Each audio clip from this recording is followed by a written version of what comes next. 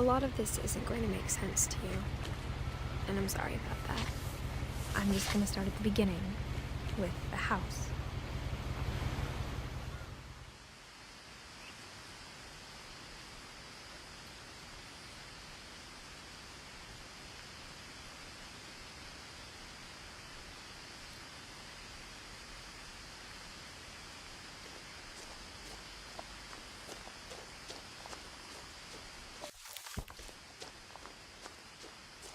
I lived here until I was 11, but I wasn't allowed inside half the rooms.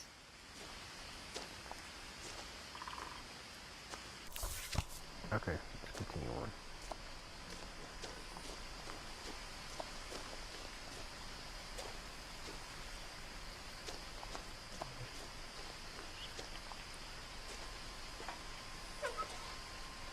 Inside the mailbox were bills from 7 years ago, marked urgent, open immediately.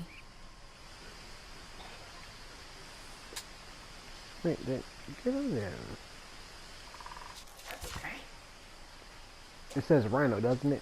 I hadn't been back since my brother Lewis's funeral.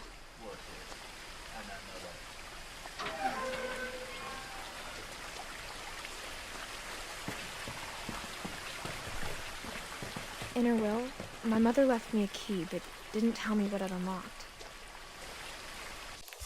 Maybe she thought I'd know.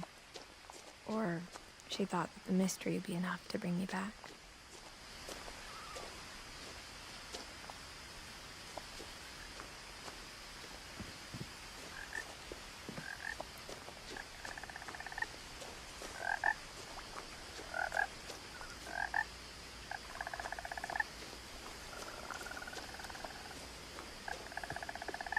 The truth is, even after I inherited the house, I never thought I'd come back to it.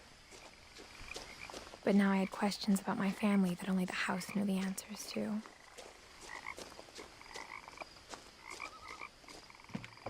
The woods around the house have always been uncomfortably silent, as if they're about to say something but never do.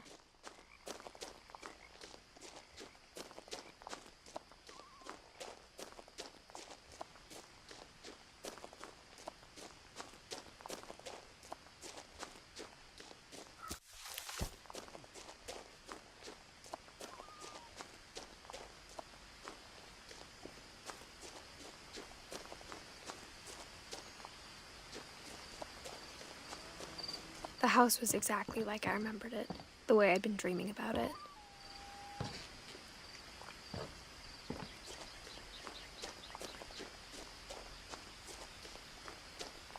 As a child, the house made me uncomfortable in a way I couldn't put into words.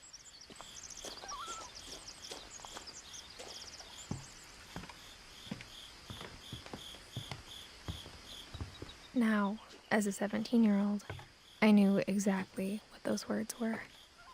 I was afraid of the house.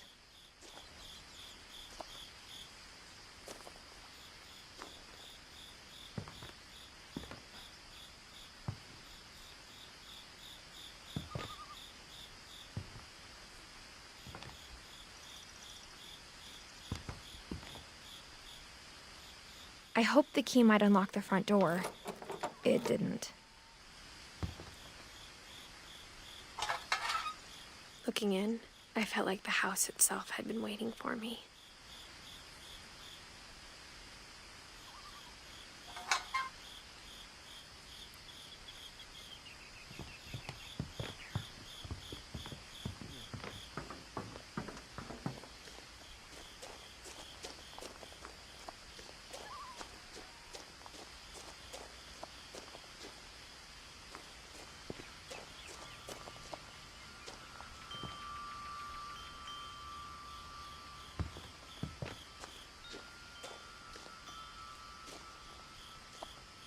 The house felt like it had always been here. Even the swing set was older than my mother.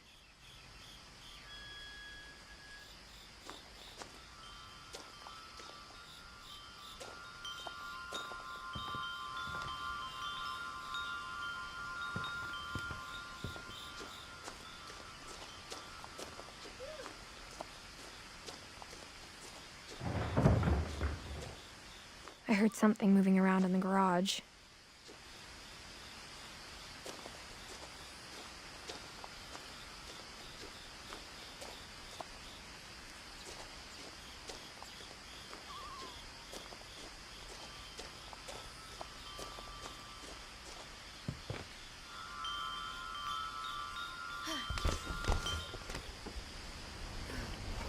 Crawling through the doggy door used to be a lot easier when I was 11.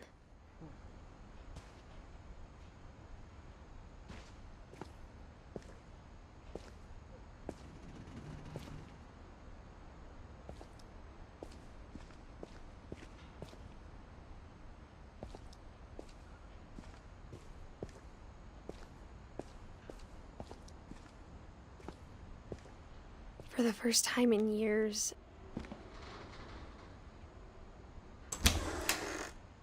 I felt like I was home.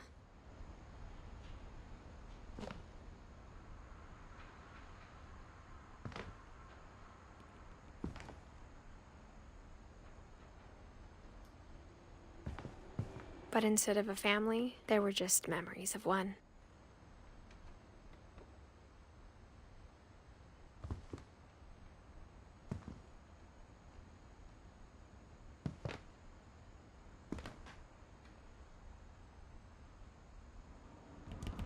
Like how after Lewis started working at the cannery, we all got sick of eating salmon. Except our cat, Molly.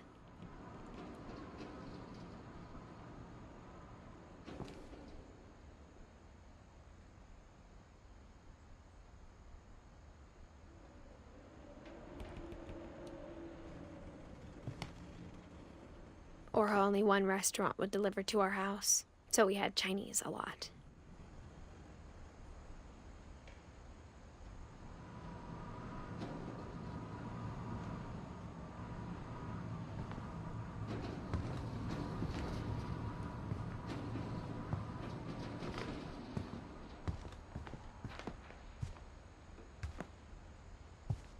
The table was still a wreck from the night we left.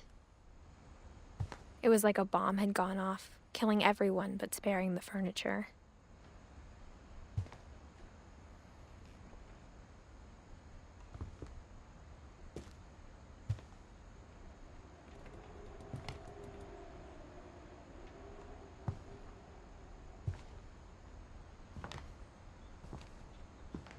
My mom was the only one of us who could imagine Great-Grandma Edie living in a nursing home.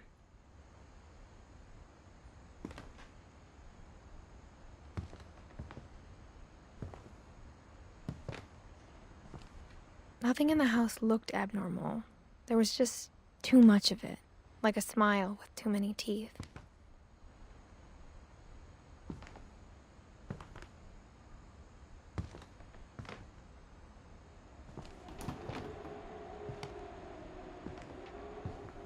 Even the fireplace had a story. Edie told me the bricks came from the original house, after it sank.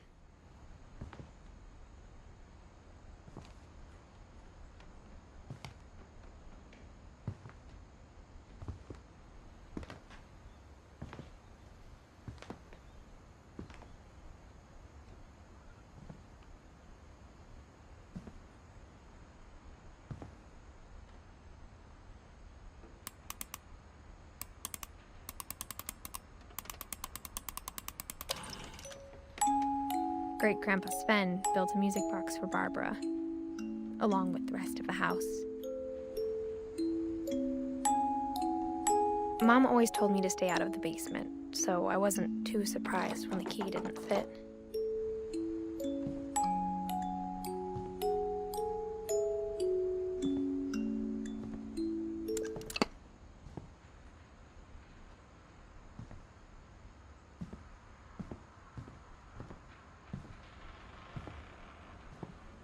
A lot of things got left behind in the whirlwind of that last night.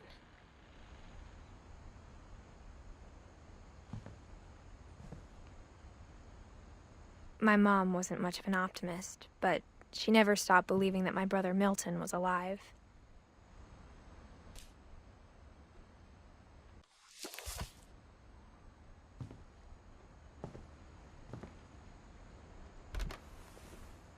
Edie told me once that every Finch who ever lived is buried somewhere in the library.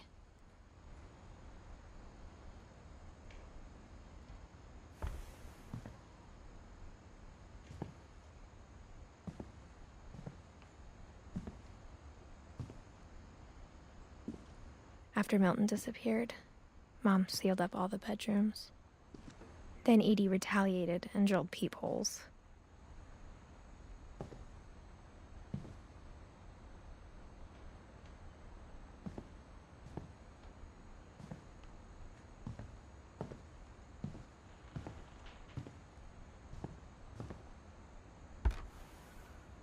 The last time I was in Edith Sr.'s room, I was 10 and she was painting my portrait.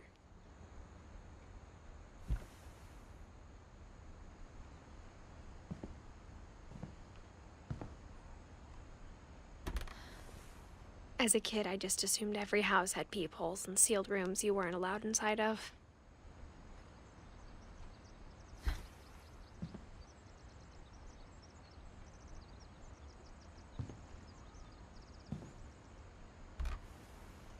My Grandpa Sam spent 7 years sharing a room with his dead brother, Calvin.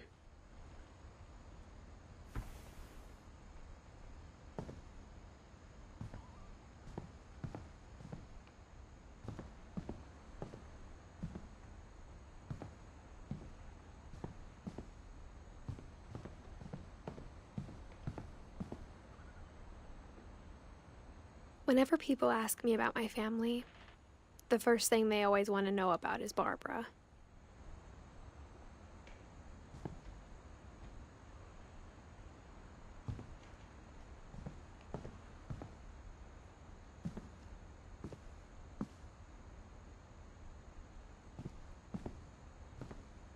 Edie's father, Odin, built the original house.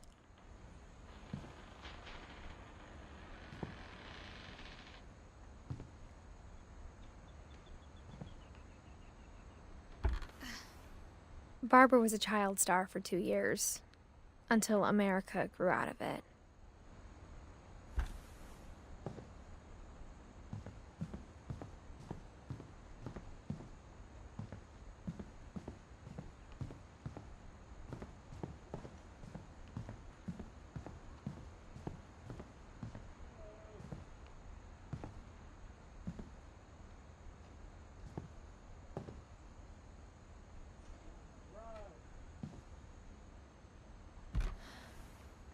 Molly always seemed like a girl I could imagine being friends with, if she hadn't died in 1947.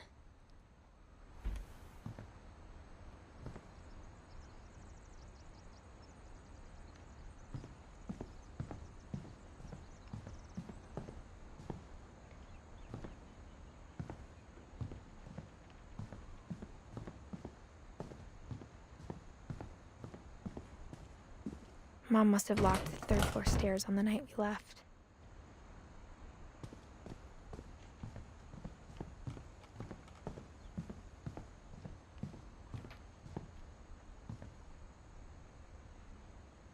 I spent a lot of time playing in Great Uncle Walter's room.